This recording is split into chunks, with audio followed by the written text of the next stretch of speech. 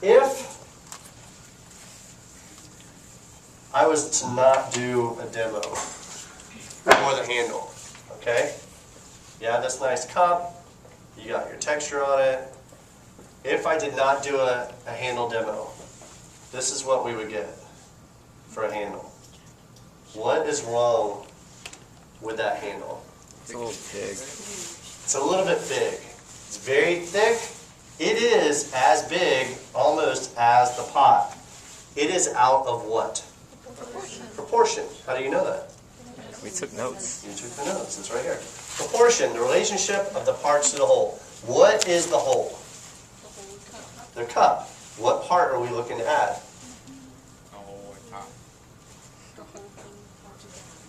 The handle. We're trying to add a handle. All right?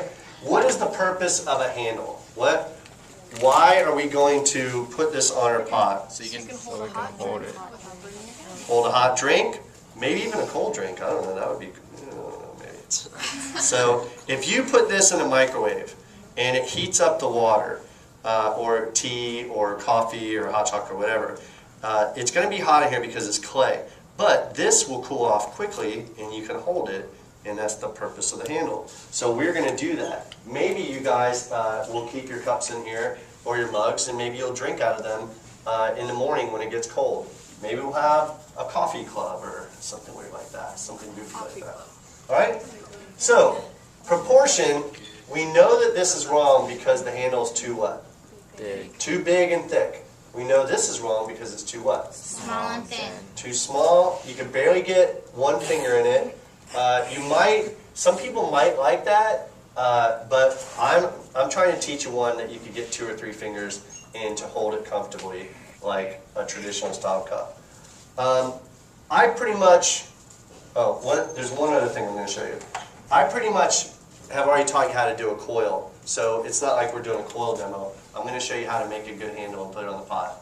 The only thing I wanted to show you too is, if this is your cup, what would be wrong with this handle? It will break right Too thin where? there. At the top. Now, this happens often where it will get thin here and thin there, and then all of a sudden, it just doesn't look like it's what? It doesn't look like it's strong. So we want to be confident in holding this, so we want that to be a decent thickness, the same here and there, and that's what I'm going to teach you. Okay? So, I do not need to roll a coil because I have one ready, and you guys have seen the coil demo before, but this is my coil. So, let me push this forward. It is very important that your coil is wet when you roll it in the water, because we are going to do what with the coil? Bend it. Bend it. If it's wet and we smooth it, and when we go to bend it, it's going to be a nice handle. What happens is people will roll a dry coil, they bend it, they put it on their pot, it has all these cracks on it, then they sit there and they try to smooth it while it's on the pot, and it eventually will mess up the handle. So roll it in water. This one's pretty much almost done. Now, I said what size on the notes? Pinky finger. Well, all day long I've been looking at it, and I think that my pinky finger is a little bit bigger than what it should be. So I'm making it skinnier than my pinky finger. Okay? You make a judgment call. When you go to put this on like this, make a judgment call. All right? Too thick, too thin, and so forth. Now, I need to redo something here, because I need to prove a point. So I am going to roll out a coil. I'll try to do it quickly. It's going to be dry as it. Hmm? It's going to be dry as it. No. What is this button? All right. As I'm doing this, what I also wanted to show you, if you'll hold this up for me, I wanted to show you a cool trick. I took this tape on your cup. I made a nice perfect line with the tape coming down half of a finger. I waxed the bottom, I went down into the tape, but because the tape was on there, it made a really nice line. You let it dry, take the tape off the next day, you have a really nice wax line. Questions about that? You guys know what I mean? Yes. Great idea. I bought more tape. I don't want the tape in the toolboxes because the tape gets all messed up. So I'll let you use the tape when I'm done here. You guys can wax your cups. Okay, so I'm making another coil, and I want it to be around my pinky finger, a little bit skinnier than my pinky finger. All right? Yeah, that's perfect there. Now, roll a good wet coil pinky finger thickness. Compress and smooth it with your finger. I'm going to do that in a second. Would this be the right proportion? No. Yes. Okay? Oh yeah, that's I could see a couple people doing it, but a good one. all right. So that would be a little bit out of proportion. So I think what happens is people just grab whatever amount of clay, and let's just say that it's, you know, this big, and they grab that amount of clay, and this is the coil that they have. It's still too big, okay? So just because you grab that amount of clay doesn't mean that you have to use that much. So what could I do to it? Cut it to the right what? Proportion. Proportion is word of the day. Word of the day, clay day. Clay word of the day. So before I cut it, I'm going to compress it. And it says in your notes, compress, smooth the coil.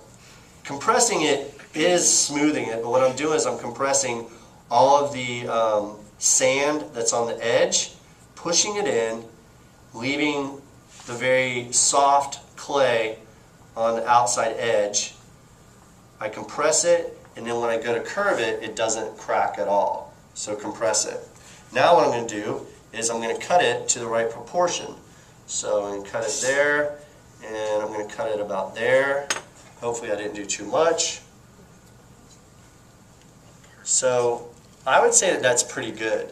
Now I'm going to do this thing called a flare, where I make the clay flare out at the places where it goes into the pot. That will make it a little bit shorter. But this is how you, if it was still a little bit long, you just take off a little bit more. So I just clean up that edge a little bit like that. Cut it and size it up to the cup. Softly flare out the edges. So this is where I'm at right here. Okay? See my coil? It's very close. Pretty fancy. If I was to put this into the pot there, the point where it joins to the cup is a little bit fragile. So what I want to do is make it flare out, and it will look like this, where it's a little bit wider where it joins into the cup. Just a little bit wider right here. So what we have to do is flare that out. So what I'm going to do, I'm going to take that, so I trim that off, I trim this off. On the table, I take about 3 fingers like that. I go close to an inch up. I'm not squeezing the clay. I'm going to push it on the table. I'm doing it so soft, I wiggle left to right, I wiggle front to back, pressing it down just a little bit, and it flares the clay out where it joins to the pot. Wow. Okay, it's very fancy. Okay.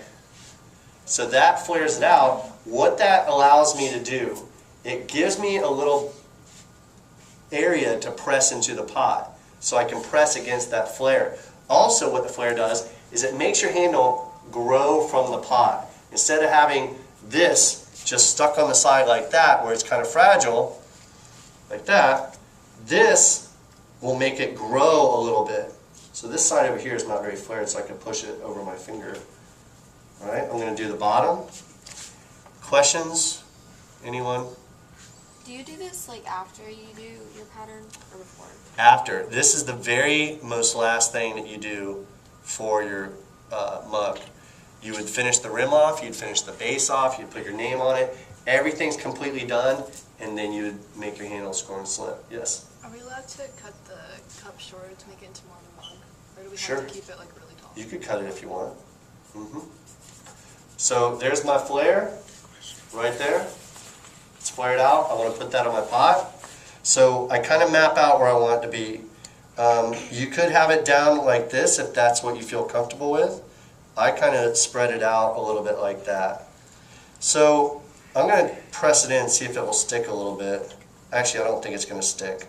But what I'm going to do is I'm going to hold it in place, and I'm just going to take my fettling knife and mark above where I'm going to place it. What is that going to tell me? What do you have to score? Where you have to score it. Okay? So I made those marks, but I mean, you could just sit there and score it. The only problem that I see when people go to do this, so underneath, there's my score marks, is that sometimes they'll put it on, and this part will be right here, but the bottom part will be off to the side like that. Like they weren't looking at it, you know, straight up and down. And even though I think that you would think that'd be cool and funky, it might be awkward to hold while you're drinking out of it. So make sure it's going up and down. We do this part. Questions? Hopefully answers. Alright, there's that. A little bit of slip. I don't think that the handle is difficult. What I think happens is people settle on bad handles or bad coils. When I was in college, our professor would sit there and say, okay, you have 20 cups that are due. 20 cups. So we'd have to do 20 cups. But he would also say, I want you to do 5 handles per cup. Like 5 different handles and pick which one. Which one am I picking? Which one? The best one. So my point, I'm not going to make you make 5 handles, but if you go to put on that first one and it looks bad, it's thin, it looks fragile or whatever, don't put it on, just make another one. It's not difficult to make another coil. So because I have that flare out, I can take my finger. What is my hand doing on the inside here? Supporting, holding it. I'm taking that flare and I'm pressing it into my pot. I wiggle a little bit, not like that. Wiggle the coil, and that helps all the slip to get into the cut marks. Then down here, I'm going to put my hand in there, and this is a little bit high because I'm using a tall set of banding wheels. But I take that and I start pressing that in and wiggling. What if your hand doesn't fit in your cup? Then you could use this right there. Hold that on the inside. Wiggle the clay to get the slip to go in. Now, do you guys think that we're going to be blending this in over your texture, No. your pattern? Lightly rubbing it in with a wet